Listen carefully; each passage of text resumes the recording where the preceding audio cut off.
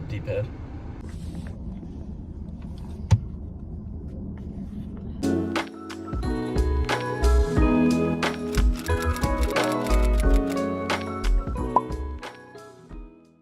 Hey guys, and welcome back to our channel. My name is Raylan.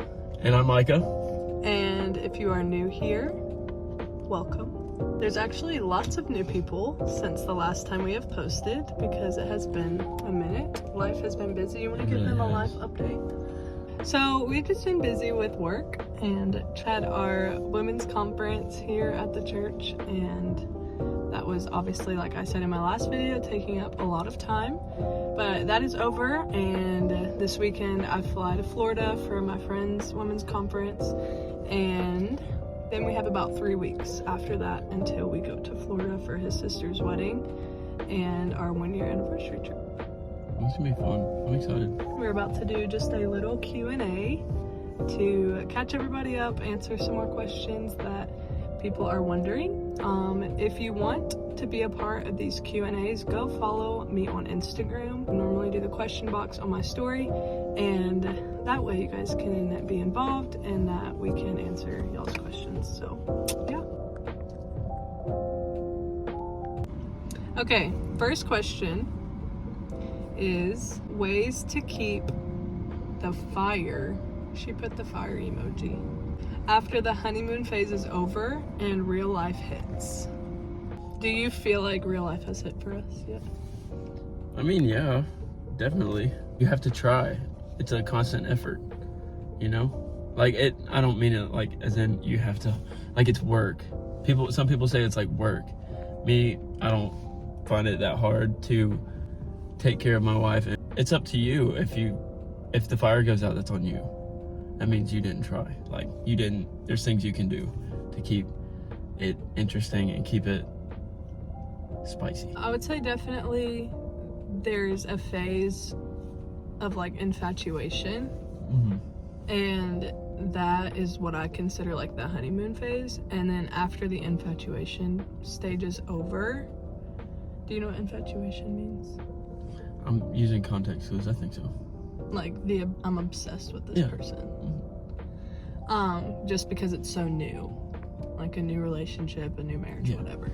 So then once that wears off and real life kicks in, we both have like full-time jobs, so real life gets busy really quickly, and I think you just have to prioritize the marriage, prioritize keeping things spicy, and make it a priority within the everyday life, and then the flame doesn't ever go out. Question number 2. What's something you have learned about marriage that you didn't know before? I think you have the head knowledge of a lot before you get married. And then when you get married, you're like, oh, this is what everybody meant when they said this. Oh, this is what everybody meant when they said this. But I can't think of like one specific thing. I'll say this. A lot of people say that the first year is like super rough and super hard because you're always fighting, learning how to live with that. And the thing I've learned is it does not have to be like that. I would say don't go into marriage with the expectation of that the first year is going to be terrible, because then you're setting yourself up for that, basically. What emotional boundaries are there between a dating couple versus a married couple? So dating, all the boundaries. Like this person does not, your boyfriend does not have husband privileges, emotionally, physically, whatever the case may be. And so in dating and engagement, the guards fall down a little bit, but there are still emotional boundaries and emotional things that the Lord has only intended for your husband. Inside of marriage, there's really no boundaries. Like, yeah, I agree. You can be completely, that is when the marriage covenant is there and the Lord has blessed the marriage, and once you say yes at the altar, then that's it. You're in it for life. And so after that point, there are no more boundaries. But until that point, and until you've made that commitment to God in front of your family, in front of the people you love, bowing yourself to this person, that's when all boundaries are let go. Practical ways to keep God your first love and commitment, even in marriage. I think you have to prioritize them. It's like any other relationship. Prioritize him above anything, obviously. Find time to spend with him in prayer and worship.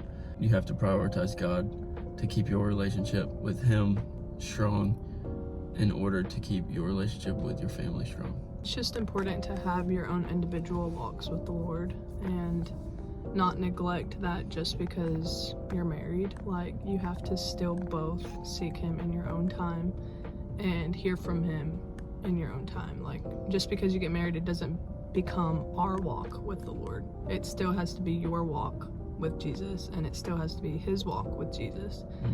And because marriage is 3 people, you, your husband, or your wife, and the Lord.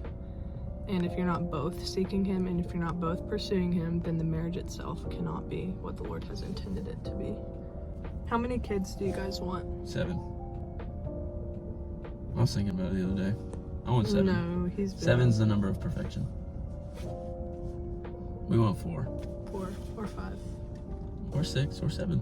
People ask silly questions. Someone asked me Netflix and chill with the eyes. Alright, do you guys feel pressured to start a family with all of your close friends having kids? How do you know our close friends are having kids? Oh no, definitely not. No, we do not feel pressured to have kids just because our close friends are having kids. We would never have kids just because everyone in our life are having kids. We'll have kids when the Lord wants us to have kids, and we will love on their kids until further notice. Babies this year, and then they put twins, question mark, ha ha ha. Obviously these people know that our friends Caroline and Jake are having twins, but it's anonymous, so I don't know who you are. We'll see. Not about the twins part. I don't think that we would have twins, but we'll see about babies. Obviously not this year, because I don't think it would work. obviously at this point, if I were to get pregnant at any point, they would be born in 2024. So no, not babies this year. Now if you were to ask No me babies. if I were to get pregnant this year, I don't know. Recreation of Take Me Home as a married couple. Take me home. How old were you guys when you first met? I think, what was that, 23? 25. No, you were 24. I was 21 when we met. And then turned... Wait. No, you were 20. Because then you turned 21. I was 20 and then turned 21 before we got engaged. You just turned 22. And then just turned 22. So 20 and 24 when we first met. He's an old man. Only 4 years older. Old. Okay, the last question we're going to answer is, are you going to force your kids to believe the same way that we believe? Force is a strong word. The Bible says, train up your child in the way that he or she shall go. So that's what we will do. They will know what we believe, and we will raise them to believe.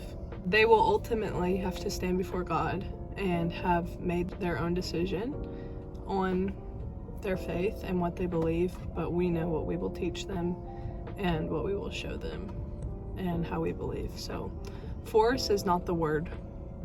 We would never force them, because you literally can't force someone to believe what you believe. You can train them up and allow them to understand who Jesus is and establish that in our home. They will be made to go to church. They will not have the option. As long as they are living in our house, they will go to church.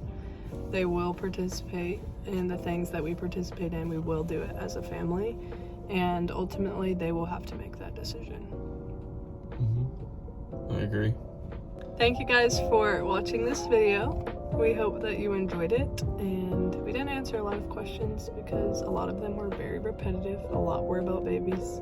We love you guys. We hope that you have a great weekend, and I might vlog this weekend while I'm traveling.